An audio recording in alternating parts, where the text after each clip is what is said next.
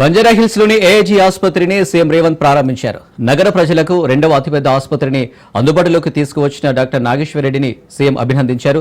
నాగేశ్వరరెడ్డి హైదరాబాద్, తెలంగాణకు గొప్ప పేరు తీసుకువచ్చారని ప్రశంసించారు.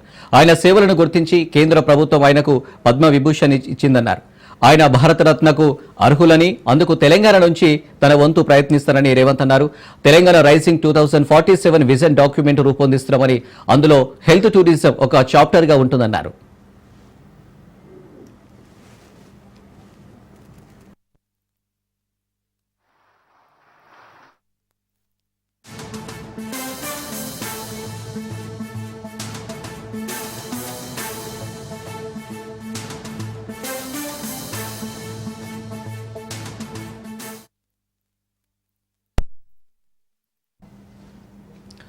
బంజారాహిల్స్ లోని ఏఐజీ ఆసుపత్రిని సీఎం రేవంత్ ప్రారంభించారు.